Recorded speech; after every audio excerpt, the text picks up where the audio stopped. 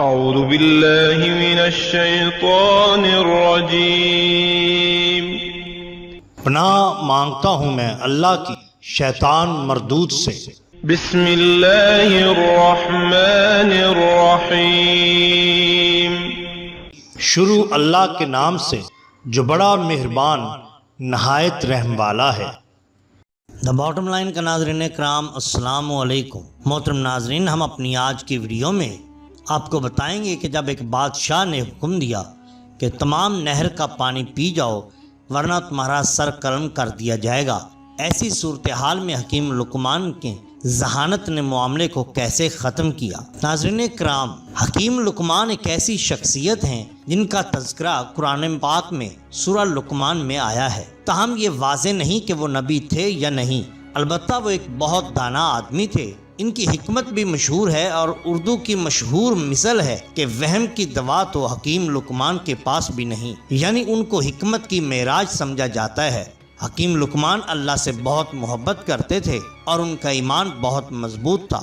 قرآن میں ان کی کچھ نصیحتیں درج ہیں جو انہوں نے اپنے بیٹے کو کی تھیں۔ حضرت لقمان ساری زندگی لوگوں کو نصیحتیں فرماتے رہے۔ تفاسیر میں ہے کہ آپ کی قبر مبارک سرفند میں ہے جو رملہ کے قریب ہے، اور حضرت قتادہ کا قول ہے کہ آپ کی قبر رملہ میں مسجد اور بازار کے درمیان میں ہے، اور اس جگہ 70 انبیاء علیہم السلام بھی مدفون ہیں جن کو آپ کے بعد یہودیوں نے بیت المقدس سے نکال دیا تھا، اور یہ لوگ بھوک پیاس سے تڑپ تڑپ کر وفات پا گئے۔ آپ کی قبر پر ایک بلند نشان ہے اور لوگ اس قبر کی زیارت کے لیے دور دور سے جایا کرتے ہیں۔ شام کے مشہور تابعی مقہول کا بیان ہے کہ حکیم لقمان کالے کلوٹے نوبی غلام تھے۔ نوبہ مصر کے جنوبی حصے میں ایک وسیع و عریض خطہ ہے۔ حکیم لقمان وہیں کے رہنے والے تھے، اس لیے انہیں نوبی کہا گیا ہے۔ اللہ تعالیٰ نے انہیں حکمت و دانائی کا وافر حصہ عنایت فرمایا۔ یہ غلامی کی زنجیروں میں جکڑے ہوئے تھے۔ بنی اسرائیل کے ایک شخص نے انہیں 30.5 مشکال کے عوض خریدا تھا۔ حکیم لقمان اسی کے گھر کام کیا کرتے تھے۔ حکیم لقمان کا آقا شطرنج کھیلنے کا بہت بڑا شوقین تھا۔ وہ شطرنج کے ذریعے جوا کھیلا کرتا تھا۔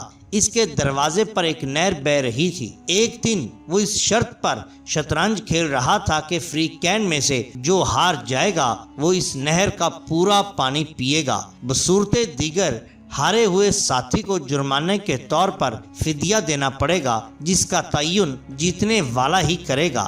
اتفاق یہ ہوا کہ حکیم لقمان کا آقا بازی ہار گیا۔ جیتنے والے بادشاہ نے حکیم لقمان کے آقا سے کہا، تم کھیل ہار چکے ہو، اب شرط کے مطابق نہر کا پانی پیو یا پھر فدیہ دو۔ آقا نے پوچھا، فدیے میں کیا چاہتے ہو؟ جیتنے والا بولا، فدیہ یہ ہے کہ میں تیری دونوں آنکھیں نکال دوں گا اور تیری ساری جائیداد پر قبضہ کر لوں گا۔ حکیم لقمان کے آقا نے کہا، مجھے فیصلے کے لیے 1 دن کا موقع دو۔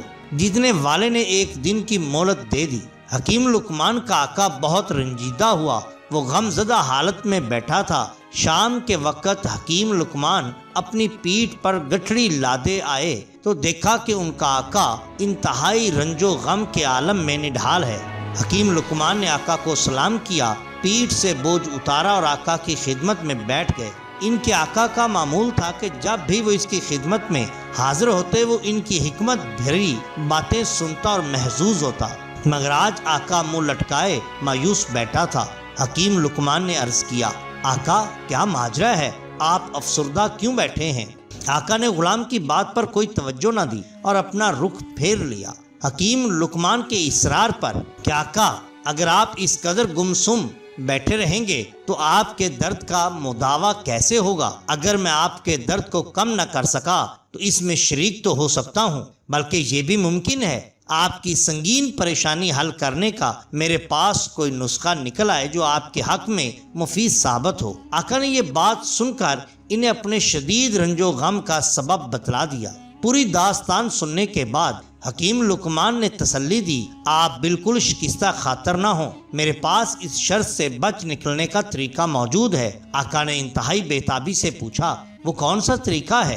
حکیم لقمان نے سمجھایا، جب وہ جیتنے والا آدمی آپ کے پاس آئے اور کہے اس نہر کا پانی پیو تو آپ اس سے اطمینان سے پوچھیں کہ نہر کے دونوں کناروں کے درمیان والا پانی پیوں یا بہاؤ کی طرف سے آنے والا پانی پیوں۔ آپ کا یہ سوال سن کر وہ لازماً کہے گا کہ دونوں کناروں کے درمیانی حصے کا پانی پیو۔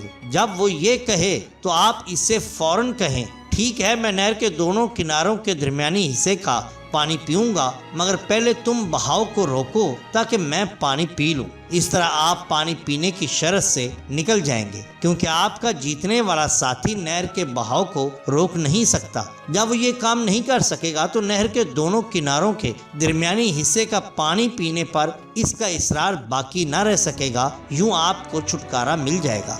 آقا کو دانشمند غلام کی ترکیب بڑی اچھی لگی اور اس کے دل کو قدرے سکون ملا۔ اگلے دن صبح اس کا ساتھی آیا، اس نے مطالبہ کیا میری شرط پوری کرو۔ آقا نے کہا بہت اچھا، پہلے یہ بتلاؤ کہ نہر کے دونوں کناروں کے درمیانی حصے کا پانی پیوں یا بہاؤ والے حصے کا؟ ساتھی نے کہا کناروں کے درمیانی حصے کا۔